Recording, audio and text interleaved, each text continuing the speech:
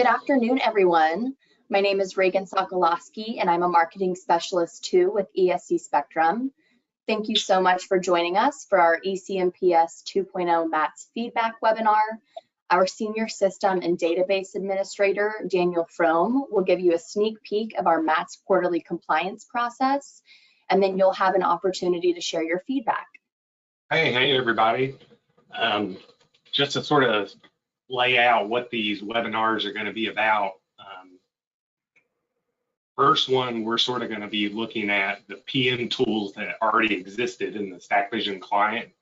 And those have been around for several years, but obviously with JSON QA reporting coming into play, there's a lot of reworking that needed to be done. So basically, those are the editors that exist even in 7.3 and earlier.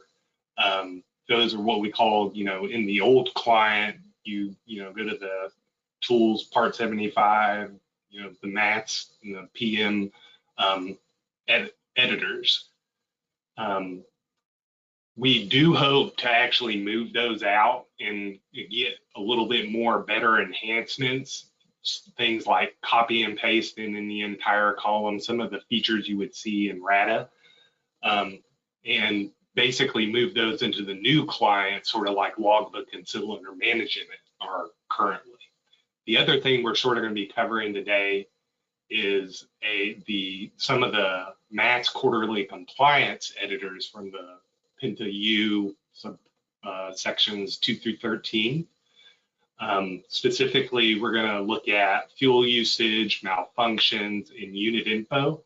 And these are what we're doing is we're going to provide them in a mock-up format. And the mock-ups is something that we've been doing probably the last year and a half or so to provide development of, hey, this is sort of the look and feel of the UI we want to have.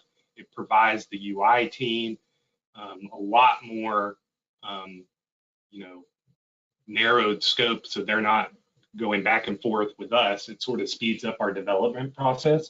But the main goal of this is to expose you to what's currently being done for the existing editors, which the ACA, SVA, RRA, RCA, and the PM correlation, as well as sort of give you a sneak peek to make sure we're on the right track, and based off of the information we have from the EPA as well.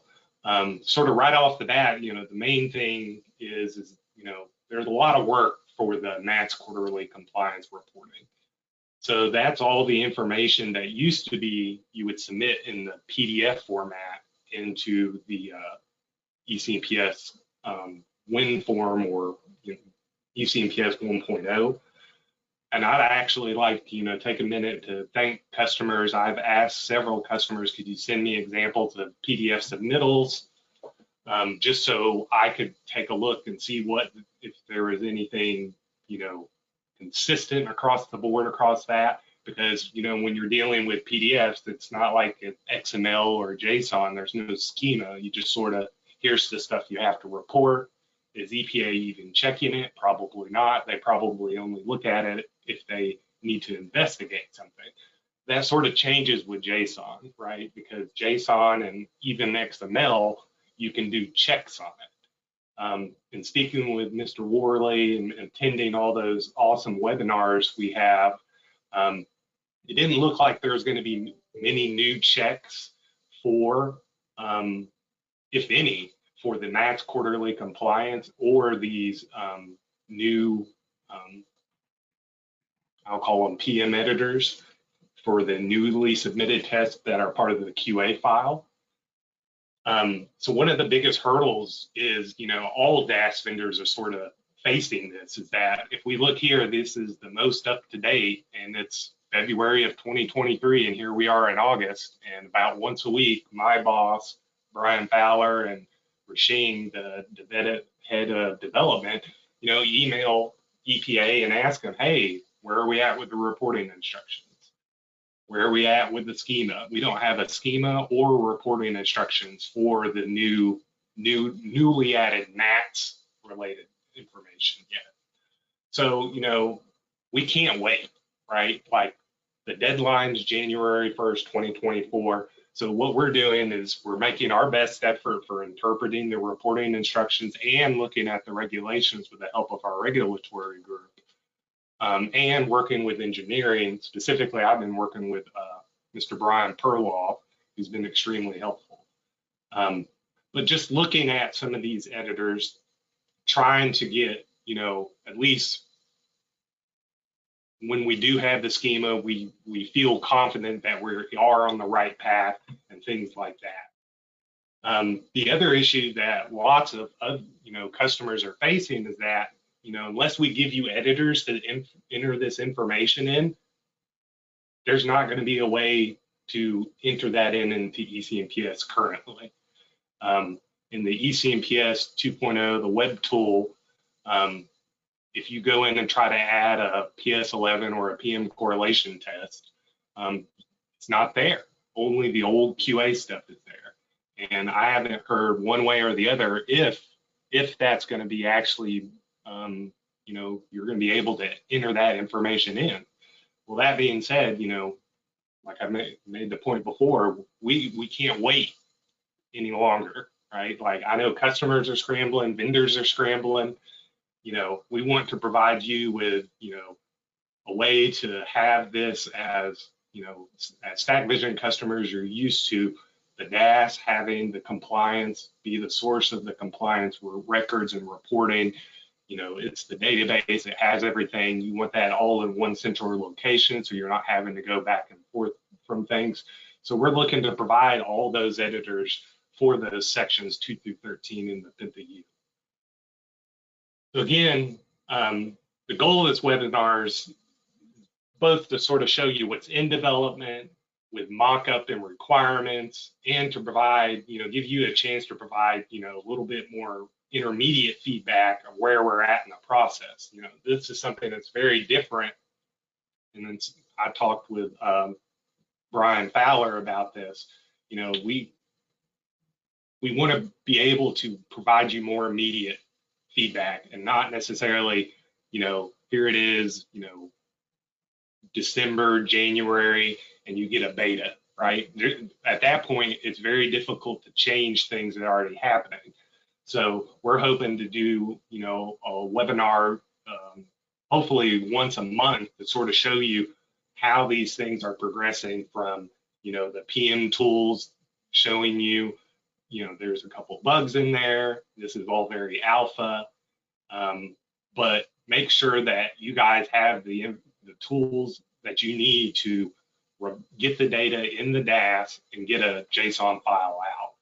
And you can also see as we go through the mockups, as by the time I do the next webinar, more than likely the unit info, malfunctions, maybe fuel usage, those will be in the StackVision client. So we can look at those as they were and see how they change from the mockups and based off your feedback. So it provides you and us a little bit more real-time feedback. The build I'm going to be using today is literally from last night. So it's a very immediate feedback. And again, these are very alpha. This is something we would never ever have as a beta release even, but again, just to get some type of feedback. So before I really dive into things, other topics for the future discussion, the webinar series, compliance averages, those 30 and 90-day averages, we believe that that's the only thing currently that will need to be implemented in your EDR template. Most everything else, we're gonna, because there's an editor, we should be able to suck that out of the editor into the JSON file. It is very weird to me that, we're having to report compliance averages in a QA file, but it is what it is. Let's see. There may be other UI pieces that aren't editors, such as a configuration screen for those of you that use averaging groups. So if you do emissions averaging, we'll need to be able to configure that, where are you getting the average, what sources are part of that averaging group, things like that, which again relates to the compliance, the performance tests, and deviations and monitor downtime as well. Speaking of which, the deviations and monitor downtime, and again, thank you for those that submitted your PDFs. But, something interesting about that is, seeing all the SQL reports that are now part of the PDFs of record. Well, the SQL reports have been generated on the fly, so we need to provide an ability to, ESC Spectrum typically does not want to do anything quote unquote on the fly. We want that data to be stored somewhere so it's easily reproducible. So you're not having to regenerate things, causing, performance issues if every single time you have to regenerate this ginormously big QA file. So we're looking at ways to do that while at the same time keeping the standard, the performance summary, downtime duration, exceedance events, the match performance summary. All those reports will remain the same, remain untouched, but we're going to provide you that same level of data in another method. So we already have some ideas on how to do that, how to accomplish that. And those are sort of things I'm hoping to share with you to make sure that, hey, I understand the process. They're not going to be a UI. We're not going to make you manually enter deviations and downtime. There are some cases, though, where you may want to enter that in manually, and we'll provide you a method to do that. So in all cases, we're just trying to think also about customers that already have things configured. There's customers that have, a good example is unit info. You may have a bypass parameter that's tracking your emergency bypass hours. Other customers may not, and they may not have time to do that. So we're trying to take it into account and look at customers. Do they have this configured versus can they manually enter this data just so they can have a record? And then, on down the road, maybe they can configure a parameter. We don't want to push ourselves in terms of ESC Spectrum and engineering to do more work than if you wanted to do it yourself, in other words. Another side note to this is that Brian has been working extensively on providing documentation and sort of a checklist for his engineering group on all the changes that will be necessary for the JSON reporting on that. And again, with me being in development, working closely with Brian has been extremely helpful, and it sort of sets our expectations where there's not very many surprises, right? He knows what I'm doing, I know what he's thinking, and it's been a very good relationship to have. And I can say the same thing with our regulatory group when we've needed to ask questions as well. Okay. So the first things I'd like to sort of cover are these three tabs: the PM correlation, also known as the PS11, RCA, and the RRA. I sort of group these three together because they're all very related. They're all related to, obviously, the PM correlation. So let's just start in the PM correlation. Here I've entered in some data. There's currently, we've made some changes in terms of, there used to be a diagnostic, and that would be the default selection because it was sorted by alphanumeric.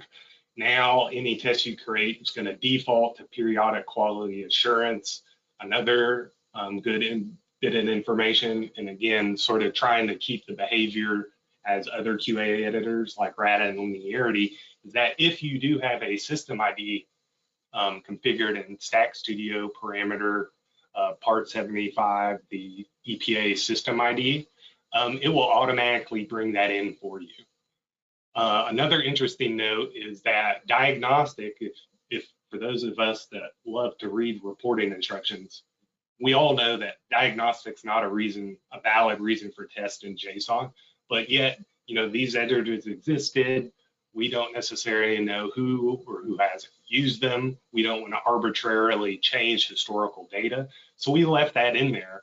One of the things with obviously I said it and the screen wasn't there, but the default when you load in a new test, we can just pick one of these. The default is now periodic quality assurance. We'll get into this here in a second, but because these are historical, we don't know who has or has not been using these tests. So typically, well, I don't want to say typically, it's always been our stance as long as I've worked here that, thou shalt not change historical data. So we can't just arbitrarily remove diagnostic. But what we did do is say, hey, if you wanted to do a diagnostic test, which is not a valid reason for a test in JSON, what happens is this report in EDR becomes unchecked, and there's not a way to check that back. So that sort of safeguards you, but still allows you, hey, if you want to do a diagnostic, have at it. The other thing I sort of wanted to show was that in the system ID, that this will automatically populate if you have a system ID configured in the Stack Studio parameter part 75 EPA system ID. The other really, really cool thing we added was a retrieve from minute data button. And now the retrieve from minute data buttons on ACA, RRA, RCA, and obviously the PM correlation. So this sort of is the same as the retrieve from minute data in the RADA utility we have. What's kind of cool about it is, again, this tab is what we call a WCF form. It gives a lot more functionality than our old RADA, which looks really, really cool, but there was a huge amount of effort and work. I don't know, I think it was Stack Vision like 2.4, 2.3, but I mean, it was an entire 6 months to do RADA, to redo RADA. We can't afford that for all of these editors, but with our development process, we're able to provide a little bit more snappier feedback. And more importantly, there's, again, the main goal of this is to get you to the ability that you can enter in data. It may not be too great the first time around, but we already have user stories, and if you want to provide additional feedback, I'm more than open to it on making this data entry easier. For example, right now, you can't copy and paste, but into a single cell. We're looking at maybe in the next release or a later release, pulling this out into a feature similar to Logbook. That look and feel, and that gives us a lot more functionality. Part of the problem is that this is in a tab, but all the buttons for controlling everything are stuck over here in this, what we call the win form or the old client. So it's sort of like it's halfway in and halfway out. To sort of keep a note is gas level. Again, these are historical entries, and because we don't have finalized QA instructions, we didn't necessarily want to change anything that was there originally yet. We're sort of waiting on finalization for that. Something like the PM reference method code, that was there historically, is not reported in JSON, neither is the gas level. But we sort of wanted to keep this information in here currently. If you notice, when I don't know if I noticed or you noticed, but when I added this test, and it currently just defaults to yesterday starting at midnight and then offsets your runs. We are looking at providing a little bit better a button similar to RADA, where when you add your run, you get an offset, so you can determine your offsets between runs. But for right now, it sort of creates that automatically with 12 runs. But you notice that the sim and load value went ahead and already came in. So that's one of the kind of cool features about this is that, you know, if I was to go in here and change this to 8.5, I have load data, and you see I didn't have to retrieve for minute data. But as I change anything in these columns, it automatically goes and gets it. The same thing for the load.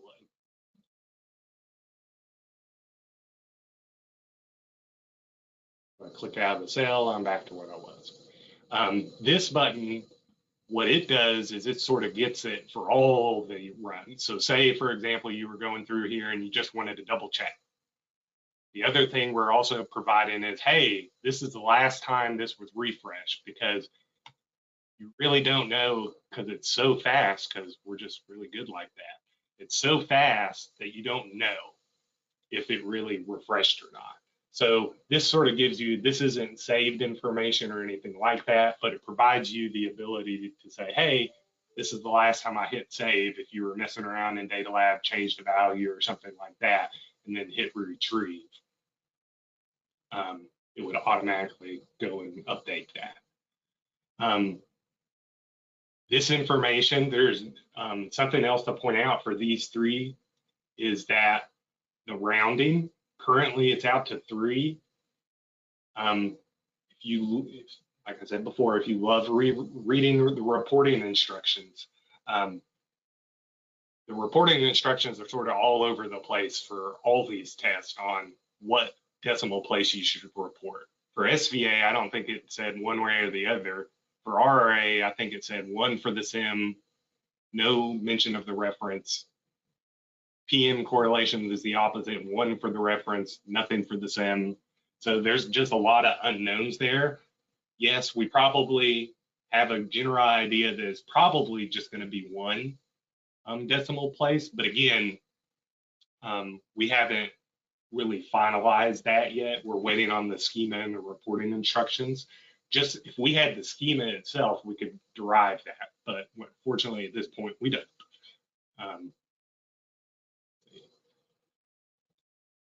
So that's how I wanted to mention the rounding. For all these 3 editors, the RRA, RCA, and PM correlation, there's no calculations that are performed. We're expected that you're getting this information from a tester, or if you have a spreadsheet. Here's an example of a spreadsheet. This is actually from the EPA website, where you can enter in your information and it actually calculates your equations. If you're polynomial, all those great best fit lines.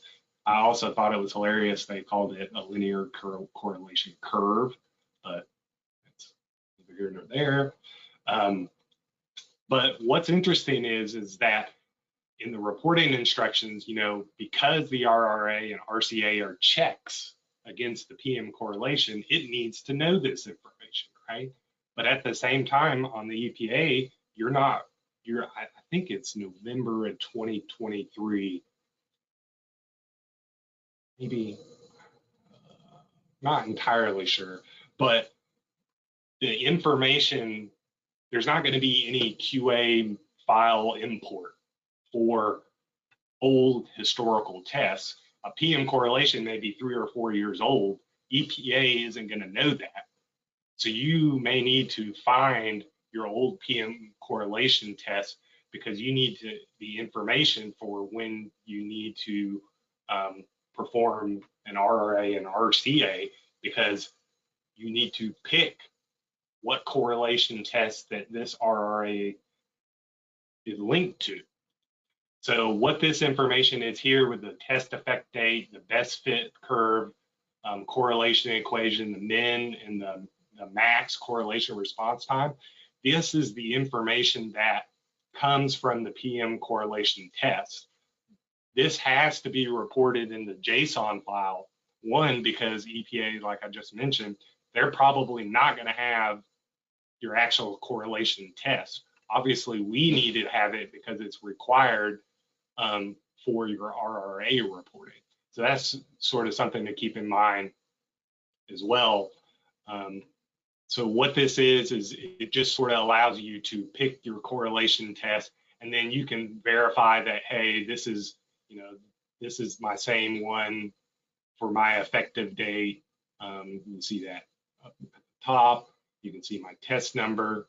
So it's just a sort of pick list that allows you to pick and show you the information we're going to report for that. Again, this isn't necessarily stored with the RRA, other than the correlation test. It's sort of a parent-child or a foreign key relationship.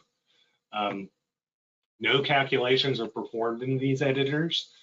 So really it's what you enter in is what you're going to get out. We are looking, obviously, we're looking at adding the calculations to this, similar how we calculate linearity and RADA and things like that. But again, the main emphasis was, let's get the user something to enter the data in so they can get a JSON file out for reporting. So again, RRA, RCA, they all look very similar. They all have that same functionality for pulling in and retrieving your data, your minute level data. The retrieval for minute level data pulls in the unrounded value and averages it across your begin and end times, as well as the load values for that. It behaves the exact same as the RADA retrieve from minute data. Hey, Daniel, we've got a question. Sure. Will retrieve minute data on the PM correlation tab overwrite the data in the table if the PM1M interval data has been purged from the database? Right. So So the one thing is you can lock your record. Sorry, I should have mentioned that. When you lock that record, this is stored there, and this doesn't do anything anymore. I can't click on it. If I was to reload this test, the only way, the coolness factor of me going in here and adding one and having it auto-populate is only because it's a new test. So for a historical test, it's not recalculating, re-retrieving every single time. The only way to do that would be to edit a row. So if you were purge out your minute data or something like that, and then you were able to go through and, I guess, change one of these, then yes, that value would be gone. Or if you were to hit re-retrieve, obviously, it would retrieve data if that didn't exist. But the short of it is that no, it's not going to blow away your records unless you want it to do so. Thank you. I think I knew that was from too. Yes, it's just a good answer. Okay, so SVA. So SVA, Mr. Perlov and I sort of talked about this, and we didn't feel that retrieve from minute data necessarily made sense for this particular feature area at this point in time, just in terms of the nature of the test and how the data is recorded. But again, the way that this is calculated, you can see right now the decimal place, even though that the, I guess the pass-fail limit is 5%, we're showing 5.0. That's purely because this is something historical. And again, we're waiting on what is that schema going to look like for the percent error that EPA calls it. But that is something, I've marked down as, basically, even though we show you one decimal, we're really rounding to the next whole number. So it is somewhat misleading, but that may change, or more than likely, we're going to go one way or the other. We're either going to show you the decimal based off, we're going to go with what EPA tells us to go with, I guess is what I'm saying. So for those of you that have noticed that, hey, I submitted a bug a long time ago about that, it is in my back pocket. I actually wrote it down this morning. So that is something to be looked at. What's interesting with the ACA and the SVA is that these are calculated. So there are calculations being performed in both of these editors. Again, same information here, pulls in when you add a new test, automatically pulls in your system ID and periodic quality assurance is checked. If you hit diagnostic and unchecks that, that's going to be standard across all your editors. The other thing we're going to be adding probably in a later release is a very similar behavior to the system ID, where, hey, you know, if you have these units of measure configured in Stack Studio, let's just pick it for the user so you're not having to change this. Right now, this is a pick list from the JSON reporting instructions. These are those instructions. And like I said before, for the, you know, the SVA, there's really not too much to it. 3 runs, percent of reference mean 5%. We left a lot of things that aren't reported in JSON, but they're historically, or the regulations specifically mention it in one form or another. Again, this particular test location is not reported in JSON. The regulatory instructions mention it, and it has always been there historically. So currently, we're going to leave that in there. Now we're on to ACA. So ACA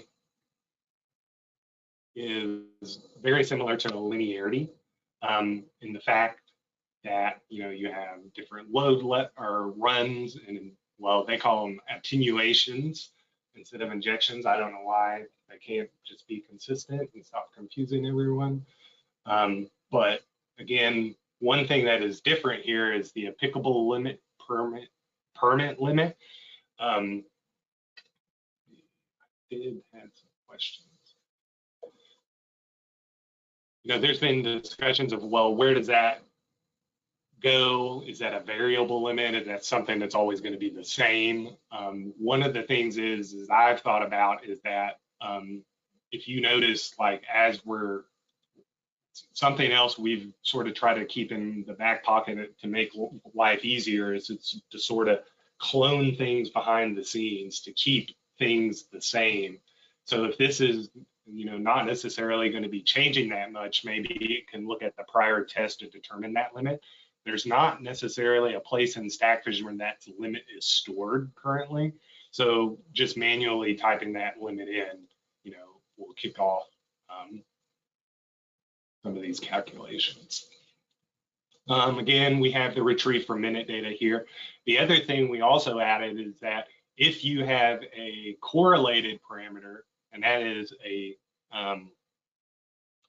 PM code or parameter code of PM core, which already exists in StackVision 7.3 and earlier, that it will automatically select a correlated parameter and it will fill in these values for you. So again, you know, I just sort of went in here and added them.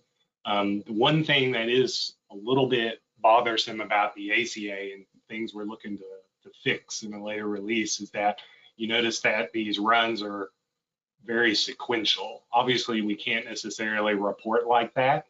And so therefore, you know, you have to enter in your begin dates and times and things like that. But at least the UI will automatically go get that information for you. So it's really playing around with these 5 columns.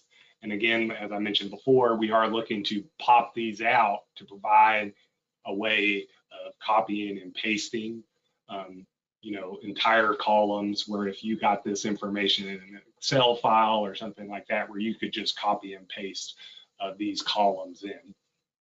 Another really good idea that I thought was quite interesting was, you know, since it is very similar to linearity, is to be able to have the ability to pull in Q-type calibrations. If you had a quarterly PM calibration actually configured in your DAS, you know, you could pull in that cal information automatically for the different levels, which is, again, align ourselves a little bit better with linearity. Hey, Daniel, got another question. Sure. For sites that use beta gauge PM monitors that have multiple ACA and SVA parameters, will our engineering or development be able to help sites determine if any configuration updates are needed to use these editors? Oh yeah, and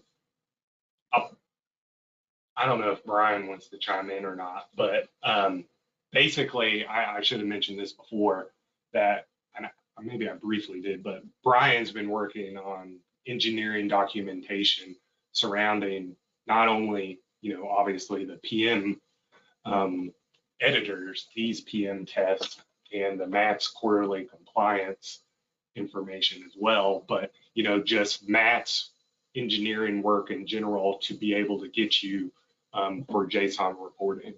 I even think there might be engineering webinars. I don't want to throw him under the bus. I don't think it's going to be Brian necessarily doing it, but Mr. Fowler and I have been talking about, getting some of the other groups involved on, what are they doing to prepare for MATS? Brian and I have been working hand in hand to say, hey, this is how the editors work. This is how your parameters show up in the pick list for your wizards. We need to make sure, your SVA parameter code is PMC, things like that. So all that information, to go back, sorry for rambling, to go back to your original question, is that, yes, we are working with engineering, and, we intend to provide updates and help if you want it. You can either do it yourself, or obviously we'll take your money. So either way works for us. We just want to be able to help you guys out. So I hope that answered your question. And then Carla Drummond, Yeah.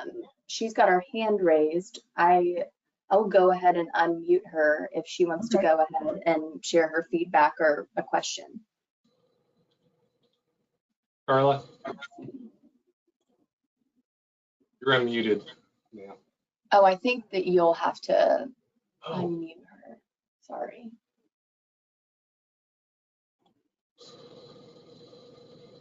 I don't even see the. Give me one.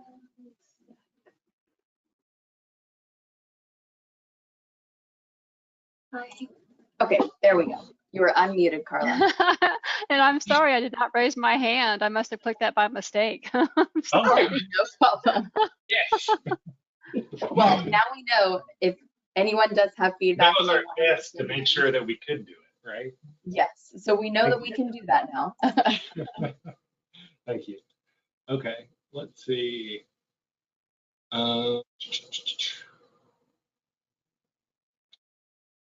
Other things that are sort of ancillary to actually JSON reporting in general is that all these tests have compliance deadlines and regulatory requirements around, hey, if you fail your PM correlation, you need to try and pass your RCA, RRAs. If your RRA fails, then you need to redo with an RCA. If that fails, then you can take the combo of the RCA and the PM correlation, yada, yada, yada.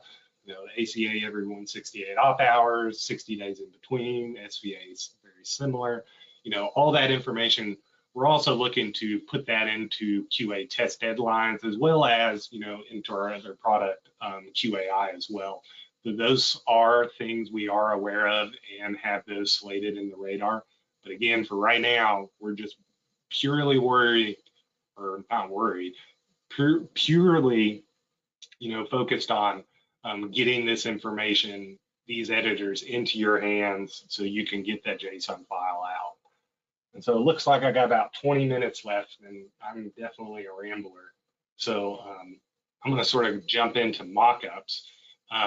So the UI developer I've been working with, Chris and Benny as well, we as BAs, which I like to call myself, I guess, we work with this tool called Mockflow, and it sort of provides, you can do really cool things for designing UIs and provide a little bit functionality for showing a workflow, showing developers and or a customer of, hey, this is the way we think we need to have things.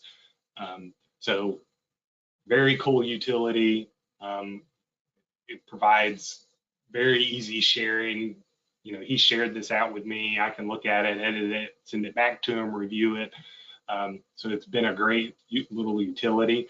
The whole point of the mock-ups is not necessarily to focus. Don't freak out and say, oh my gosh, that's what my StackVision UI is going to look like. No, the point of the mock-ups is to sort of show you the look and feel of it, but not necessarily focused in on colors, the icons, and things like that. Some of these icons probably do look familiar and are ones we are probably going to use. But just to sort of provide you information about, hey, these are the, fuel usage, unit info, malfunctions are some of the things that are in mock-ups that are going to be going over to development probably next week, actually. Actually, some of them are already started on. But these are things by the next webinar. I hope to have some of that into the UI that I can show you in the StackVision world. But at the same time, this is sort of a all hands on deck. We want to provide you with all the information we possibly can. Hey, Daniel. Yeah. Sorry to interrupt. Good. We've got a question, but I think it's from the previous program you were on. But yeah. For the ACA, it looks like the end user still has to decide the test result. I see a drop down for the pass/failed. However, the pass/fail based on equation 2-1A, right. 2-1B is auto evaluated. Why still have the user select pass/fail? Right. So one of the things is that yes, there is an overall test result, but for each load level, we feel that the instructions are, I would say, the reporting instructions are vaguely incorrect, or depending on if you're going to use a correlated and a concentration parameter, you really have the option of which one do you want to report. So the reason behind that is that, hey, and part of the BA docs that we wrote for this was, hey, if you pass both, report 2-1A. If you fail, you're going to report 2-1A. If you pass one and you fail one, you're going to report the one you passed. But at the same time, if you passed them both, which one do you want to report? What if you, for some reason, wanted to report 2-1B? We're going to give you the ability go through and clear out your data in your correlated parameter. So the interesting thing about this column, and this is literally being worked on this week, is that we typically don't let anybody play around with quote SIN values, right? But now we have this sort of nifty grid and this new newish UI that we're hoping to actually pop out into an even newer one. But this provides you the ability to, we're going to have it to where you can clear out a value, but you can't type one in. So you can't type in a value.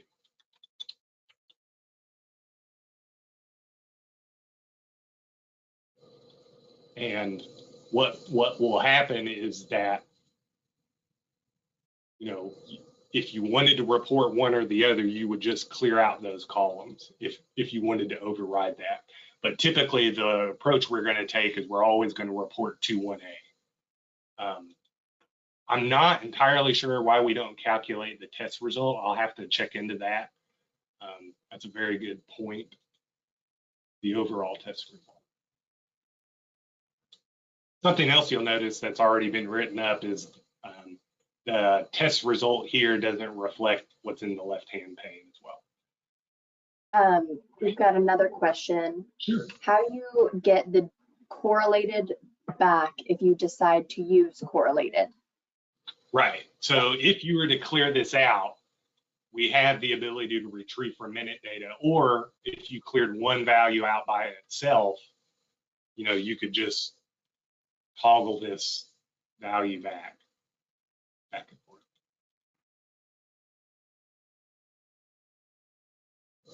Right there. So you can retrieve each of these. And of course you get the last refresh state.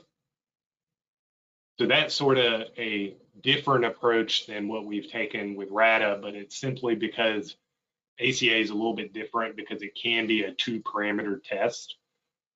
So that's sort of the approach we've taken with that. And, you know, who knows, maybe it will catch on and people like that. And, you know, we could have that same ability in RADA, linearity, and those types of utilities as well. Okay, so I'm going to try to get into mockups as much as I can. I may not be able to cover as much as I thought because I'm got a couple more questions. Okay, go ahead. Also, I mean, as long as you have time, we can go over time as well. Okay, yeah. So I'll start with the first one. So if you are using % of standard, then we enter correlated reference values. If we are reporting % of reference, then we enter uncorrelated reference values, correct? Right, so let me get my cheat sheet. So the correlated parameter looks at the applicable standard permit limit. So it's going to do the %.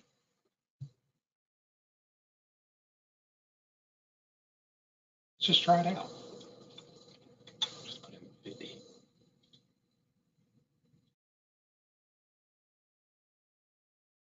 So if I clear out concentration, you get, or concentration relates to the sim and reference, whereas the correlated relates to the applicable % limit. Yeah. The other thing to sort of point out, and I think this is in 7.3, I'm not entirely sure. Let's just pick this out.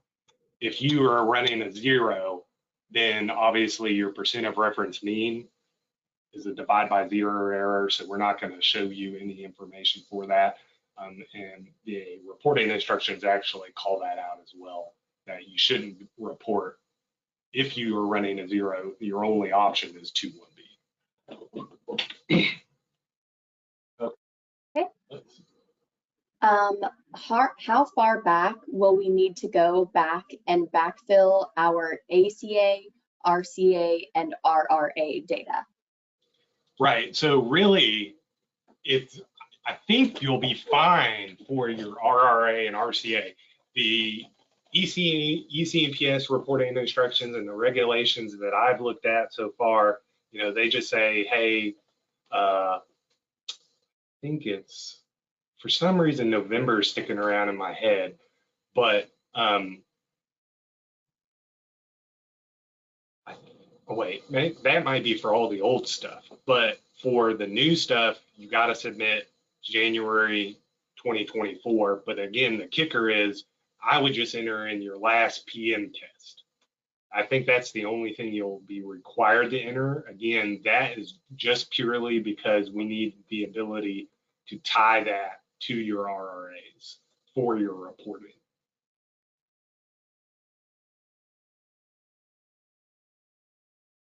Are you ready for the next question? Yeah. Okay. In PM correlation, I have found that when using the delete run button, runs are not deleted but hidden. When the test is saved, all runs appear again. Is this something you're aware of, and has it been remedied? Yeah, it's already been fixed. One thing we did add was a use button. The other thing that was kind of annoying is that you would, you know, click your columns on accident and we like resort everything. That sort of got cleared up. You know, obviously in 7.3, the sim and load were completely manual entry. Because that we now have to retrieve from minute data, you know, they're obviously don't need to be editable anymore. Yes, but I'm aware of that issue with the adding and deleting of runs like that. Okay. So, okay. So what is, go ahead. Oh, go ahead. Sorry. No, I'm done. I was just thinking of something else. Go ahead. So I think this is more of a comment, but Sure. some PM monitors do not output the value during an ACA. It's placed in maintenance. We will have to be able to enter the reference and the concentration values. Right, and you can absolutely do that. My guess is you would probably need to do that in Data Lab. If that's the case, and maybe I can just open this up to a general question, is that, you know, typically it's always been our approach not to have SIM values be editable by a user, right? That they should come from the raw data. So one approach obviously is you can fill that information in Data Lab. I personally, just my opinion, I would probably go that route because then it sort of matches, right? It's what you would expect to see versus, hey, if you change this value here and then you were to go look at the minute data that revolves around that, well, then it's not going to match. That's just my opinion. Obviously, you know, everybody's different, and, you know, I've not personally heard of that requirement. So, you know, I'm actually writing that down so I can talk to Mr. Perloff about it. Also, we've got another one. Will you be presenting more updates on this feature area and the updates you will implement between now and then at the user group in Austin this fall? Oh yeah, I expect to. It's gonna be a super, like, just bring your sleeping bag. One of those kinds of, yeah. But, And then, you know, I'm definitely, you know, that's part of the point of the webinars. Obviously, there's a lot to cover. And I only got through half of what I was supposed to in an hour. But, you know, what I really wanted to show was, you know, as we progress through all these features, keeping you guys up to date, where are we at, you know, so you guys can provide immediate feedback like you just did, right? Like, that's the whole point of the webinars, is that, you know, all leading up to November's, well, I guess it's the 7th and 8th or something like that, you know, I plan to have at least 2 more webinars before then. And then, you know, maybe the November one is, the November webinar is the big one, right? That we sort of go through everything over again and sort of show you where we're at. Obviously, you know, I can't go through all PM tests every single time, but I can give you the highlights of, hey, we went and fixed this, right? But I wouldn't necessarily go into as much depth. It's just, you know, since 7.3's been released, nobody has really seen these updates. So there's a lot of work that's already been done, and obviously we've got a lot more to do. So the goal of the webinars is really to provide you more immediate feedback and show you our progress and get your input into it as well. So I hope that answers that question. I'm going to take this opportunity to plug the user group. It is November 7th through the 9th, and registration is now open. So you are more than welcome to go register through our events calendar, or you can find it on our user group page on the website as well. And then Eric Bowers had a comment. He said, SIM values are editable by the user in CalLab. So I think that was referencing the last question. For now, they are. It may change though. Okay, you're good to proceed. Okay, so I'll briefly sort of get into, I'll probably more talk about what we're planning. One of the goals with the mockups, and again, you know, I hope to have some of these in the Stack Vision UI for the next presentation as well. But one of the main things is that, as I mentioned before, is that all these MATS QA, or the MATS quarterly compliance reports, were used to be in PDFs. You used to submit them in, now they're JSON. So you need some way of getting that data in, because you don't want to be manually creating JSON files. So the goal of the mockups is to sort of provide you a look and feel, potentially a little bit of behavior change in there for how these things are being done. You know, one of the main things is you know, why do we need a fuel usage? You know, well, because these are fuel records that probably you're not already keeping track of. Things like shredded tires, residual wood, you know, all these various fuels that you don't report in your hourly parameter fuel flow data records, or you may not even have it in the DAS. You know, I've seen, you know, some of the PDFs I've submitted, you know, I know that, you know, people burning wood chips they don't have a wood chip ton parameter in the DAS. While others, you know, may have, you know, some of those gas flow parameters and things like that. So one of the things is with the fuel usage, you know, it's a fairly simple editor. You know, it's on a monthly basis.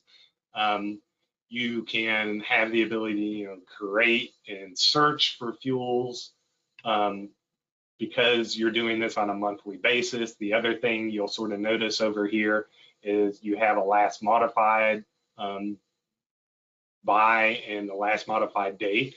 Currently, we're thinking of adding this in here to sort of track who's the last person to touch that record, not necessarily what changed with that record currently, but just, you know, again, you know, in the very beginning, here's my email.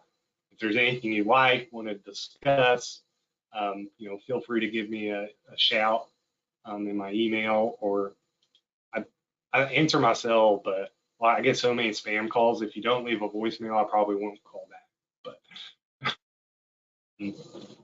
But just to sort of show you, there's really one of the things is we're looking at doing is providing a way to search and display records, create records, and then edit records. And those are sort of three relatively distinct roles, right? Currently, all the QA editors I've shown you, including RADA, linearity, all of those are controlled by one little checkbox in the Stack Vision roles. So if you uncheck QA, you don't have access to QA editors.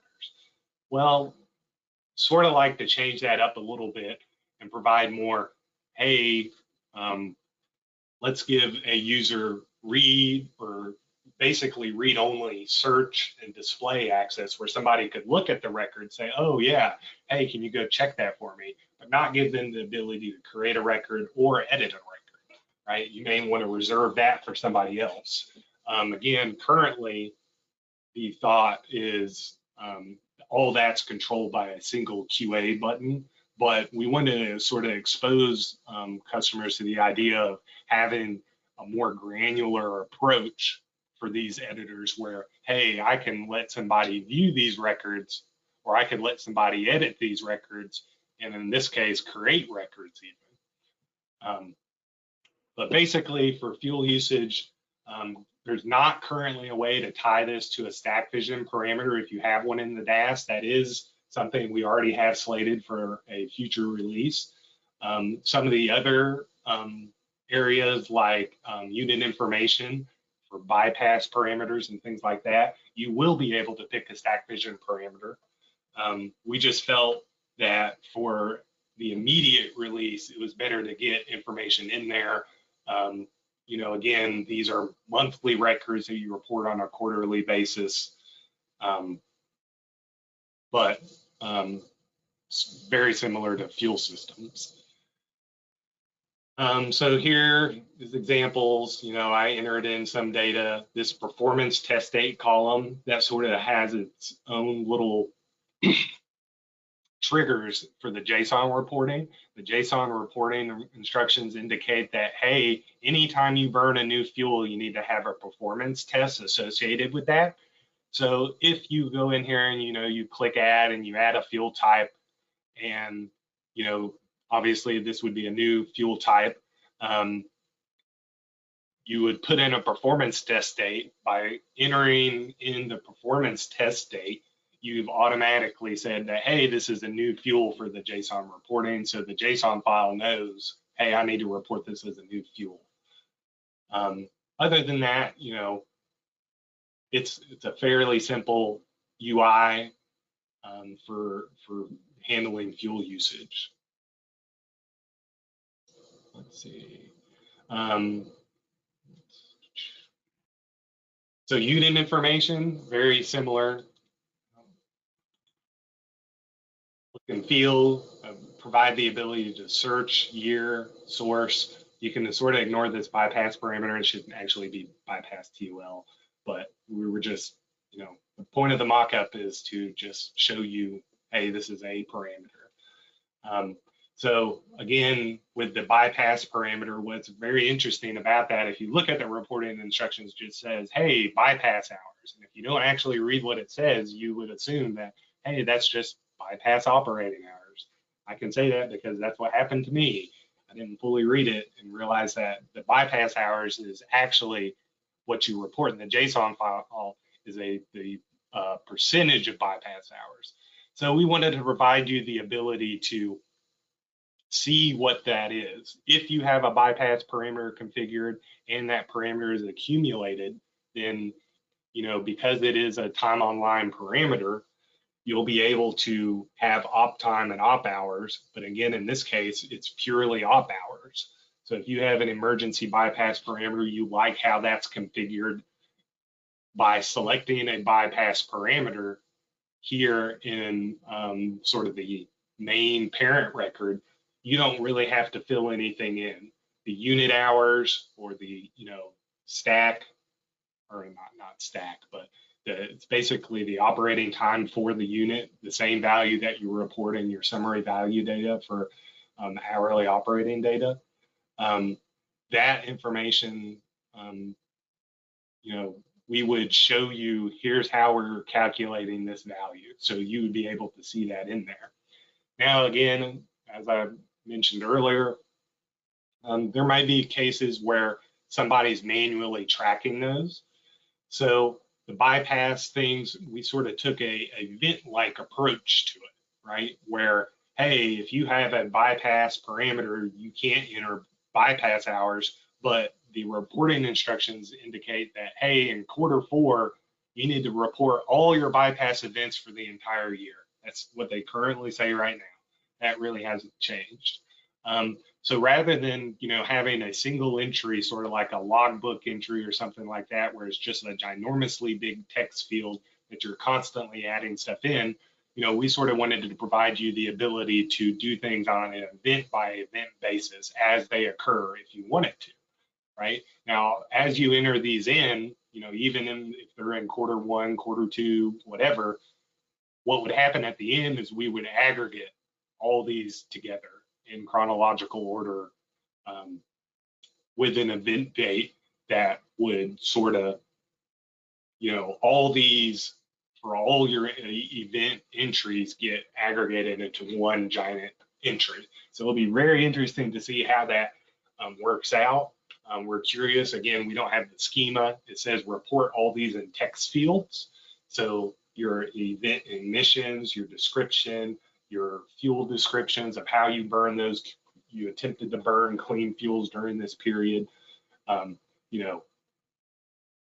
what are your estimated emissions? These are all text fields. We plan on catting them together. And then again, did you retain your lease status? If you lost your lease status, then over the course of the period, that's aggregated as well. So anytime you actually lost it, that sort of overrides everything for that current year. Let's see.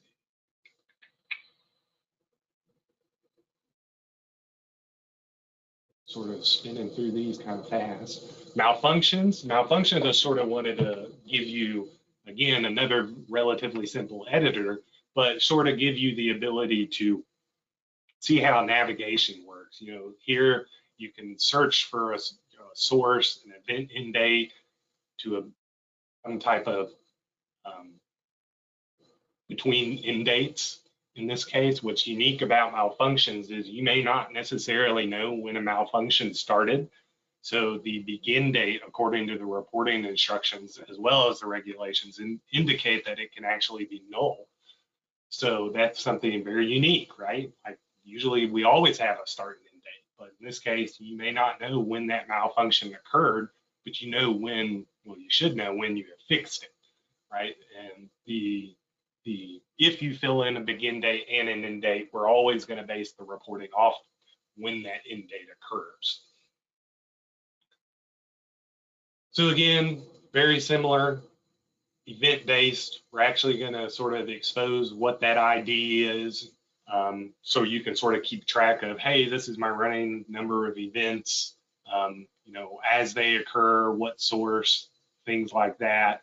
You can narrow it down, look at particular sources. Then here's an event, an actual malfunction incident event. You know, this is a display only look. Everything's sort of locked down. We don't necessarily have a locked flag here. So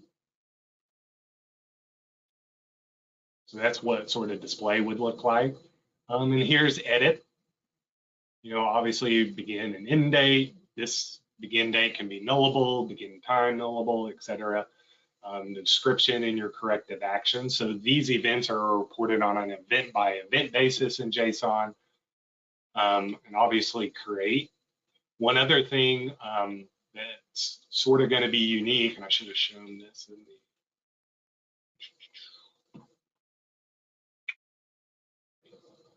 the, is we'll look at this little icon right here is going to bring back memory. It's what we call clone. So, you know, with fuel usage every single month, you're going to have to create a new record. We don't want you to have to add the fuel types in every single month. So we're going to give you the ability to sort of clone that record off. And basically what happens is it will keep your fuel types and wipe your values and your performance states. And you'll be able to, you know, basically clone records across sources as well. So you can clone for a source to a month, from unit 1 to unit 2 and things like that. Same thing sort of applies here. If you want to have, you know, if you have the same event that affects multiple units, the interesting thing is with the malfunctions events is that these may be not related, anything related at all to the SIMs, but it's anything that resulted in an emissions event, right? So even if it's not necessarily SIMs related, you still have to report these. So again, if you're at a facility and, you know, something happened where it affected multiple units, you don't want to have to type in the description, the event, begin date, all this stuff for all your units across the fleet. So we'll just give you the ability to where you can basically clone that, say, hey, I want to clone this event to this source, and then we'll copy all that information into there. I really huffed through that last section probably a little bit faster than I was anticipating. But do we have any questions so far? No questions so far. Okay, I think I'm bored, everyone. I think you just did a great job at answering everyone's questions. Yeah. And just to sort of, you know, cap what we talked about when I initially talked about in the beginning is that, you know, our goal is to provide you more immediate feedback so you can see where we're at. You know, I've already got some interesting questions about, you know, the ACA. Maybe we do need to have the ability to edit those SIM values. That's a very good point.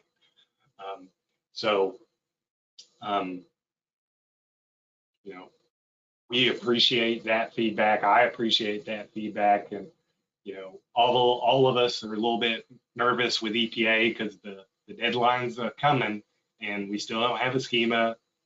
I still get my questions rarely answered. There's several outstanding questions regulatory, Brian Perloff and myself have out to the KMD support site that have yet to be answered. But, you know, our approach is you sort of just got to push on. We don't have time to wait.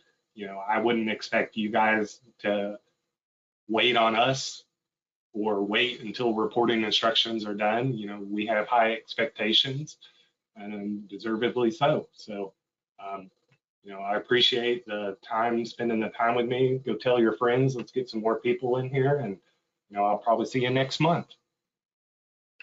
Awesome. Thank you so much, Daniel, for your time today, and everybody for making this so productive. And I look forward to the future webinars like this. Thanks, guys. Thanks, everybody.